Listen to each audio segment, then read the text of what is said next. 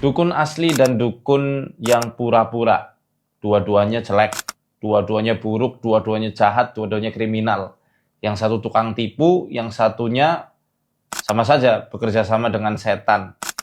Hakikatnya juga menipu, hakikatnya mereka ini menyekutukan Allah Subhanahu wa taala. Tatkala seseorang datang kepada dukun, mau itu dukunnya benar-benar sakti atau cuma pura-pura sakti, tetap aja musyrik, teman-teman. Tetap aja musyrik, tetap aja berdosa besar ancamannya. Walau hanya bertanya, 40 malam sholatnya nggak diterima. Kalau sampai mempercayai, maka resikonya, kata Nabi SAW, dia telah kafir dari apa yang diturunkan kepada Nabi Muhammad SAW. Mengerikan. Jadi nggak ada untungnya bagi para dukun itu. Mau yang asli sakti, mau bohongan, mau yang pura-pura, atau cuma gimmick, settingan, dua-duanya buruk. Dan dua-duanya bisa menjerumuskan seseorang kepada kesyirikan. Teman-teman yang dirahmati Allah, walaupun banyak orang-orang yang mengaku-ngaku sakti, banyak dukun-dukun yang palsu, tetap saja Al-Quran menjelaskan bahwa dukun yang asli yang bekerja sama dengan setan itu juga ada. Sampai akhir zaman. Banyak ayat loh di dalam Al-Quran yang menjelaskan bahwa setan bisa berinteraksi dengan manusia. Setan memang makhluk gaib, tapi dia bisa diundang, dia bisa diajak interaksi bagi orang-orang yang melakukan kekufuran dan menyembah para setan-setan itu. Yuk kita lihat di juz 29 surat Al-Jin ayat 6. Wa annahu kana rijalun minal insi ya'uduna birijalim minal jinni fazaduhum rahaqa. Dan bahwasanya ada manusia yang meminta perlindungan kepada bangsa jin, maka bertambahlah kesesatannya. Ayat ini menegaskan bahwa di antara manusia-manusia ini ada yang sukanya minta perlindungan kepada jin, dan tentu ada hubungan interaksi di situ. Bahwa itu kan bisa saja cuma sekedar orang-orang yang ditakut-takuti mitos, kemudian jin nggak melakukan interaksi. Kata siapa? Yuk kita lihat di juz 8, surat Al-An'am di ayat 128. Di situ jelas Allah Subhanahu wa taala berfirman, wa yauma yahsyuruhum jami'an ya ma'syaral jinni qad istaktsartum minal ins wa qala awliya'uhum minal insi rabbana istamta'a ba'duna bi ba'dhi wa balagna ajalana alladhi ajjalta lana qala an-naru mathwaakum khalidina fiha illa ma sya'allah. Dan ketika Allah menghimpun mereka semuanya, Allah bertanya kepada jin, wahai jin, kenapa kalian banyak menyesatkan manusia? Yang jawab teman-temannya dari bangsa manusia, wahai Rob kami dulu ketika di dunia saling menyenangkan satu sama lain. Istimta' namanya. Cara menyenangkannya manusia kepada jin, yakni dengan memberikan sesaji, kemudian memberikan tumbal, memberikan sembelihan kepada jin, atau menaati perintah-perintahnya jin, mengerjakan sihir. Adapun jin memberikan kesenangan manusia berupa fasilitas-fasilitas semu. Dia bisa menerawang, menyihir orang, menggunakan ajian-ajian asihan, atau dibikin manusia itu bisa memenangkan suatu peperangan, dibantu ya sama jin-jin ini. Sehingga pengadilan akhirat itu jelas di ayat tersebut digambarkan secara gamblang.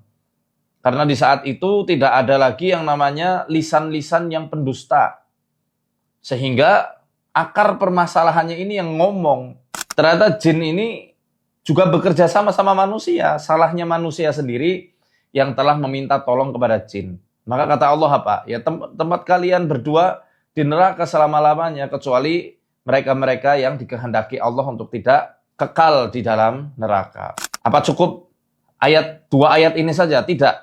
Yuk kita lihat di juz 22 surat Saba di ayat ke-40.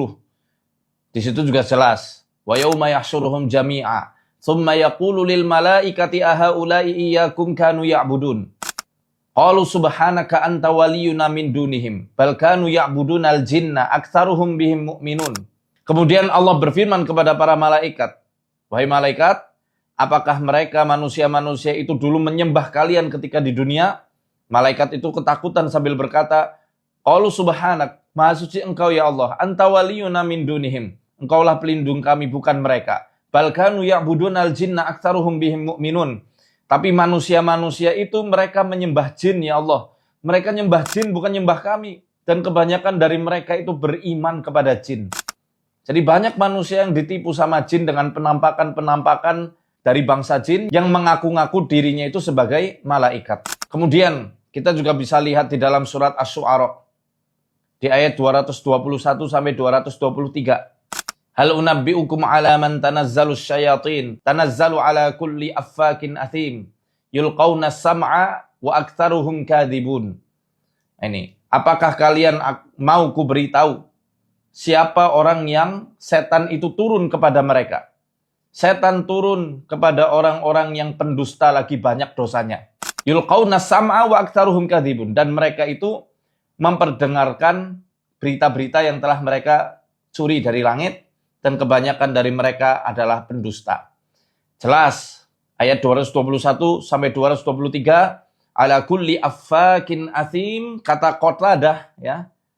Qatadah rahimahullah ta'ala mengatakan, ala kulli affakin athim, artinya adalah kepada setiap kahin, tukang ramal atau dukun, yang mereka itu punya teman dari bangsa jin untuk mencuri dengar berita-berita apa saja yang dibicarakan oleh malaikat di langit dunia. Jadi jelas Al-Quran menjelaskan ada interaksi yang sangat erat antara tukang sihir, dukun, dengan para setan-setan kalangan jin. Dan kita selaku kaum muslimin harus mempercayainya, wajib mengimani 100% apa yang Allah firmankan di dalam Al-Quran. Jadi kalau dikatakan sihir hanya sekedar sulap, mana referensinya? Kalau sulap dikatakan bagian dari sihir, betul. Tapi kalau dikatakan sihir hanya sekedar sulap, hanya sekedar tipuan, trik belaka, ini keliru. Karena arti sihir itu meluas. Sekali lagi saya katakan, walaupun Al-Quran menjelaskan dukun benar-benar ada yang bekerja sama dengan setan, kita wajib mengimani bahwa eksistensi sihir itu memang benar-benar ada. Manusia bisa berinteraksi dengan jin, tapi mendatangi dukun, mau asli atau palsu, hukumnya tetap haram, tidak boleh, syirik.